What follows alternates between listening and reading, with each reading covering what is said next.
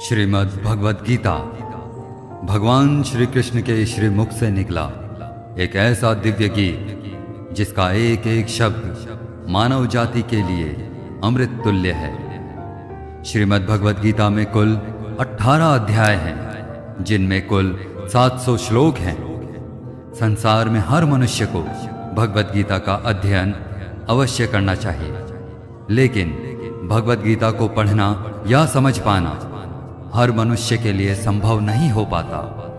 इसीलिए आज हम इस वीडियो के माध्यम से भगवद गीता के ज्ञान से संबंधित 51 ऐसे सूत्र लेकर आए हैं, जिन्हें जानकर आप भगवद गीता का सही मतलब समझ पाएंगे। इसीलिए इन विचारों को आप रोज सुबह सुने। साथियों, अगर आप इस वीडियो का अधिक से अधिक लाभ पाना चाहते हैं तो आपसे अनुरोध है कि आप इसे हेडफोन लगाकर शांति से सुने। तो चलिए जानते हैं श्रीमद् भगवद गीता के 51 पावरफुल विचारों को। श्री कृष्ण कहते हैं, मनुष्य को अपने कर्मों से संभावित परिणामों से प्राप्त होने वाली विजय या पराजय, लाभ या हानि, प्रसन्नता या दुख इत्यादि के बारे में सोचकर चिंता से ग्रसित नहीं होना चाहिए। जिस मनुष्य के अंदर ज्ञान की कमी होती है और ईश्वर में श्रद्धा नहीं होती, वह मनुष्य जीवन में कभी भी आनंद और सफलता को प्राप्त नहीं कर पाता। प्रेम सदैव माफी मांगना पसंद करता है और अहंकार सदैव माफी सुनना पसंद करता है। मौन सबसे अच्छा होता है किसी ऐसे व्यक्ति के लिए जो आपके शब्दों को महत्व नहीं देता। श्री कृष्ण कहते हैं, हे अर्जुन, मैं किसी का भाग्य नहीं बनाता। हर व्यक्ति अपना भाग्य खुद बनाता है। आप आज जो भी कर्म कर रहे हो उसका फल आपको कल प्राप्त होगा, और आज जो आपके पास है वह आपके द्वारा पहले किए गए कर्मों का फल है। कौन क्या कर रहा है, कैसे कर रहा है और क्यों कर रहा है, इन सब से आप जितना दूर रहोगे उतना ही आप खुश रहोगे। जो जितना अधिक शांत होता है वह उतना ही गहराइयों से अपनी बुद्धि का प्रयोग कर सकता है। जिस प्रकार मनुष्य अपने पुराने वस्त्रों को त्याग कर नए वस्त्र धारण करता है, ठीक उसी प्रकार आत्मा पुराने व्यर्थ के शरीर को त्याग कर नए भौतिक शरीर को धारण करती है। सारे दुखों का कारण ही किसी को अपना मानना है। अतः मनुष्य को कभी भी किसी से मोह नहीं करना चाहिए। मनुष्य को परिणाम की चिंता किए बिना, लोभ लालच बिना एवं निस्वार्थ और निष्पक्ष होकर अपने कर्तव्यों का पालन करना चाहिए। सही कर्म वह नहीं है जिसके परिणाम हमेशा सही हों, अपितु सही कर्म वह है जिसका उद्देश्य कभी गलत ना हो। जिस तरह प्रकाश की ज्योति अंधेरे में चमकती है, ठीक उसी प्रकार सत्य भी चमकता है। इसलिए मनुष्य को हमेशा सत्य की राह पर चलना चाहिए। समझदार व्यक्ति जब संबंध निभाना बंद कर देता है तो समझ लेना उसके आत्मसम्मान को कहीं ना कहीं ठेस अवश्य पहुंची है। विषयों के बारे में सोचते रहने से मनुष्य को उनसे आसक्ति हो जाती है। इससे उसमें कामना यानी इच्छा पैदा होती है, और कामनाओं में विघ्न आने से क्रोध की उत्पत्ति होती है। सदैव संदेह करने वाले व्यक्ति के लिए प्रसन्नता ना तो इस लोक में है ना ही कहीं और। कर्म वह फसल है जिसे इंसान को हर हाल में काटना ही पड़ता है। इसलिए हमेशा अच्छे बीज बोएं ताकि फसल अच्छी हो। जो होने वाला है वह होकर ही रहता है, और जो नहीं होने वाला वह कभी नहीं होता। ऐसा निश्चय जिनकी बुद्धि में होता है उन्हें चिंता कभी नहीं सताती। अच्छे कर्म करने के बावजूद भी लोग केवल आपकी बुराइयां ही याद रखेंगे। इसलिए लोग क्या कहते हैं इस पर ध्यान मत दो। तुम अपना कर्म करते रहो। किसी काम की चिंता करना ठीक है, पर चिंता इतनी भी नहीं करनी चाहिए कि वह काम ही बिगड़ जाए। तुम्हें सिर्फ अपने कर्म करने का अधिकार है, किंतु कर्म के फलों के तुम अधिकारी नहीं हो। तुम ना तो खुद को अपने कर्मों के फलों का कारण मानो, ना ही कर्म ना करने में कभी आसक्त हो जाओ। संसार में कोई भी मनुष्य सर्वगुण संपन्न नहीं होता, इसलिए कुछ कमियों को नजरअंदाज करके भी रिश्ते बनाए रखिए।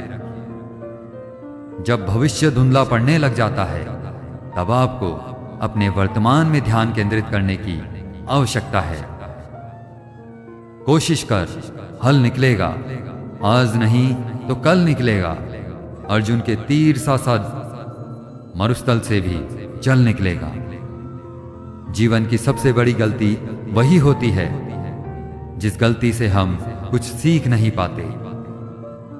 जब हमारा मन कमजोर होता है तो परिस्थितियां समस्या बन जाती है, और जब मन स्थिर होता है तब परिस्थितियां चुनौती बन जाती है। मनुष्य की मानवता उसी वक्त नष्ट हो जाती है जब उसे दूसरों के दुख पर हंसी आने लगती है। समय यही सिखाता है कि जिंदगी किसी का इंतजार नहीं करती और ना ही किसी के लिए रुक सकती है। जिंदगी खेलती भी उसी के साथ है जो खिलाड़ी बेहतरीन होता है। दर्द सबके एक जैसे हैं, मगर हौसले सबके अलग अलग हैं। यदि आप अपनी गलतियों से कुछ सीखते हो तो गलतियां सीढ़ियां हैं, और नहीं सीखते हैं तो गलतियां सागर हैं। निर्णय आपका है, चढ़ना है या डूबना है। समस्या इतनी ताकतवर नहीं होती जितना कि हम उन्हें मान लेते हैं। कभी सुना है कि अंधेरे ने सुबह को होने ही ना दिया हो। आपकी हार और जीत आपकी सोच पर निर्भर करती है। इसलिए मान लो तो हार होगी और ठान लो तो जीत होगी। सबसे समझदार और स्थिर बुद्धि वाला व्यक्ति वही होता है जो सफलता मिलने पर अहंकार में नहीं आता और विफलता मिलने पर गम में नहीं डूबता। मनुष्य अपने विश्वास से निर्मित होता है। जैसा वह विश्वास करता है वैसा वह बन जाता है।